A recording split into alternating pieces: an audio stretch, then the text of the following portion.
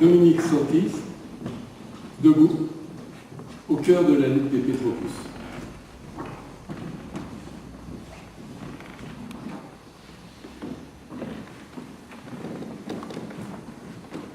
L'automne, la chute. Mémé blessée. Elle a du mal à marcher. Alors, on veut d'une jambe l'amputer sans même ses enfants consulter, ni pour sa santé générale.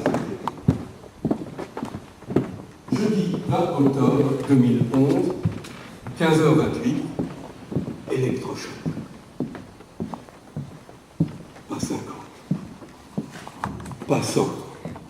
Mais 120, rien que ça. On avait beau s'attendre à un coup dur, à un nouveau coup de foudre, là pour le coup, c'est d'un coup la foudre. Un direct live en pleine face. Cette fois, je suis dans les cordes. Limite chaos devant le chaos annoncé. Je reste prostré, assis à mon bureau, face à l'écran de mon PC qui ne scie pas, s'entêtant à afficher la froide information de la direction. Je ne refais surface, reprenant le sens de la terrible réalité qu'une demi-heure plus tard, vers 16 heures, pour entériner la césarienne. Résumons la purge.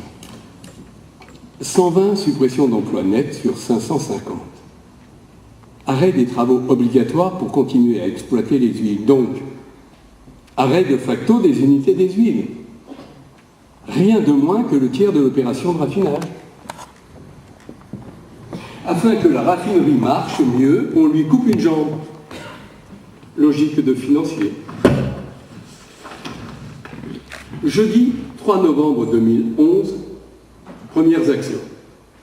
Première opération, barrage filtrant au petit matin. C'est chaud. L'idée de départ étant de distribuer des tracts d'information sur notre situation particulière et celle du raffinage français plus généralement. Hélas, les générales. La population voiturière qui part au boulot s'en fout un pneu que l'on perde le nôtre du moment qu'il n'arrive pas en retard au leur. Rencontre de l'intersyndicale avec le cabinet du préfet pour demander un texte de loi visant à avoir une bonne équité entre les imports sauvages et le raffinage français par le biais d'une taxe à l'entrée du pays. Réponse évasive du préfet, qui se dédouane. Prise de parole devant un maigre public, devant la préfecture, sous la pluie, mais en présence de Gérard Le Tailleur du Front de Gauche, ancien maire de Petite-Couronne, dont le soutien indéfectible dès la première heure du combat ne se démentira pas au fil des assemblées générales et autres actions à nos côtés. Vendredi 4 novembre, mobilisation contre l'immobilisme. Lancement de la pétition interne contre le projet de la direction de fermeture des huiles. L'idée étant de concerner l'ensemble de la population de la raffinerie et de réveiller ceux qui se croient éternellement à l'abri des éclats parce que les bombes tombent à côté d'eux et pas sur eux. Enfin, pour le moment. En fait, il est assez pathétique de constater que nous avons le même problème de communication et de compréhension, aussi bien à l'extérieur de la raffinerie, comme hier matin, qu'à l'intérieur où certaines personnes ressemblent plus à des hologrammes zombies ou autres ersatz fantômes qu'à des interlocuteurs en chair et en os.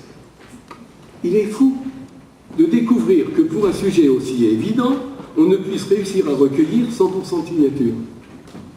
Le pire, c'est que si on va interpeller les kidams qui ne signent pas en leur demandant pourquoi ils sont pour la fermeture des huiles, ils répondent horrifiés qu'ils n'ont jamais dit ça. Et pour cause, ils disent rien. C'est la fameuse tranche de population que l'on retrouve dans tous les sondages, ni pour, ni contre.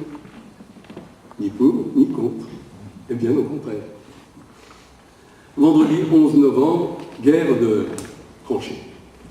Lettre de Vecchier, le PDG, qui s'engage formellement à soutenir financièrement la raffinerie dans le futur, si elle s'engage dans le processus de reconfiguration. Les promesses n'engagent que ceux qui y croient. C'est ce même Jean-Paul Crapaud, qui s'est engagé par écrit à garder au chaud une somme conséquente en cas de PSE pour l'entreprise, au cas où nos huiles tourneraient au vinaigre. On est rassuré. Ou pas. Le fait que les écrits restent n'empêche pas les gens qui n'ont pas de parole de s'envoler. C'est aussi la journée du dépôt de gerbes au monument aux morts de la raffinerie. pourvu que symboliquement la liste ne vienne pas s'allonger. Allez, debout les membres! Il n'est que temps d'entrer en résistance. Et il est hors de question que le personnel de la boîte vienne allonger la liste déjà beaucoup trop longue des victimes de l'immonde finance sauvage. Il est capital de se battre contre. On veut nous mettre à genoux, il faut rester debout. Et tant pis pour ceux qui s'allongent dès le premier coup de fusil.